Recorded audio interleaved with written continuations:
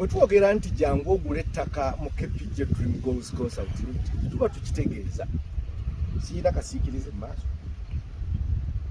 tokayina.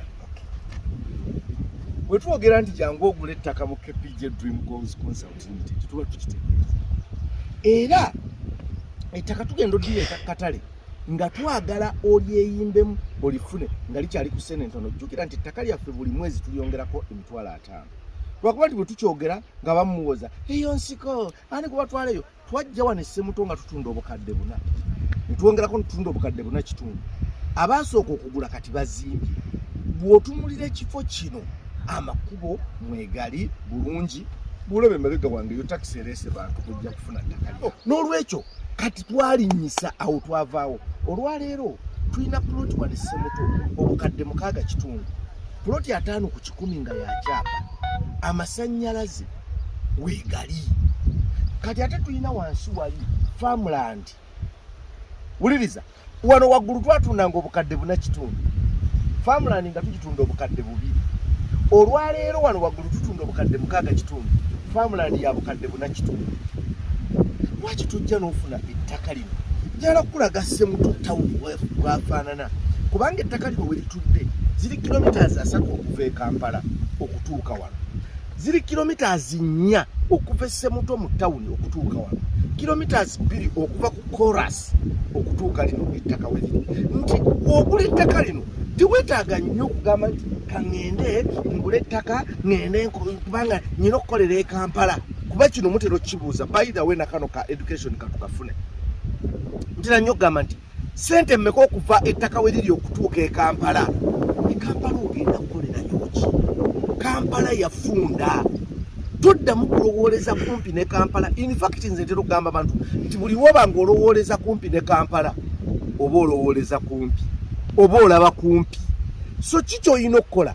Bwe sooka obuuze nti ettaka we liri tawuni erinaanye ettaka eryo efaanana etya, business opportunities ziyimiridde zitya. Kati wane Ssemuto tulinaanye Kapeeka Industrial Park. Kitegeeza buli ky'onookolera wano kijja kutambula kilometers 4 zokka okuva Ssemuto mu tawuni, kilometers 2 okuva ku Chorus.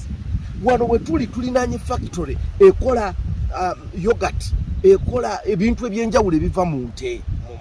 So kitegeeza naawe wano ate nga labayo ettaka lino lyokka nga tonnagenda na kunoonya market ndala.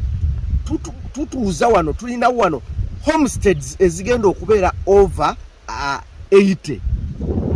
In fact we are approaching 100 homesteads. Kati 100 homesteads tono bwe noonya kitalimu awo. Gamba nti abantu amaka 10 gajja kwetaaga essomero ukolere kindagate. Amaka 10 gajja kwetaaga butcha, kola butcha. Amaka 10 gajja kwetaaga ebbaala w'okusanyukira, kola ebbaala. Amaka 10 gajja kwetaaga ka hotel. Kugamba noonya ebyo business opportunities osobola okwejja ku bantu. Ensonga lwaki tukugamba with KPJ gula, zimba, lima, lunda, gaggawala. Ploti zaffe zibeera 5 ku 10 ate nga za kyapa. So n'olwekyo jangu wano Ssemuto njagadde kulaga Ssemuto bwafaanana okuva ku oli omukadde nga tuyingira wano. Osobola okulima n'olunda n'ogaggawala bukadde 6 kitundu. Tandika n'obukadde 2 then tugweyo emyezi 5 mumaleyo. Ate no ploti zino zisigadde ntono ddala. Nyabo jala kubuuzaako ugamba otya eyo nnyabo? Amannya ekyuka mboti nnyabo mukyala Sembuusi eno tuli Ssemuto. Sooka otubuulire ozze Ssemuto kukola ki? Nze Ssemuto kumpa ttaka lyange gye baali bangulira nga siriiwo.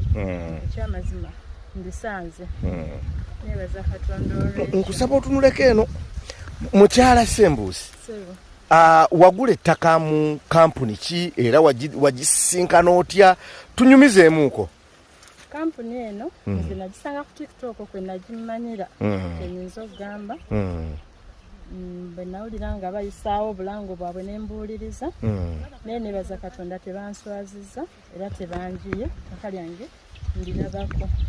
kakati watandika okusasula n'osasula nabo otya sente wazireetanga watuma muntu ensasula yali etya mwategeeragana mutyawo otunuleko eno abantu bakulabe ya bitundutundu ffe bamu abasookera ddala nga bakatandika okulanga twanasasula mu bitundutundu kuba saaliwo kakati okusinziira ku sente ze wasasula n'ettaka lyofunye njagala otuwe relationship kiri waffe oba bakubba bakuguzizza ekisenyi nsiko amanye abantu bagamba mbu abo batunda mu nsiko njagala otunula eno direct oyogere ekintu ekyo nti bakuguzizza mu nsiko oba mu kisenyi nedda mukwano kyebanguzizza era kyekyo era ndoza kyembadde nsubira kyenfunye puloti eno wagigula sente mmeka nagigula obukadde buna kitundu ebiseera byo yali kubuna kitundu kakati njagala awuliriza waliyo agamba nti alaba obulango bwa kepije gwe walaba ku TikTok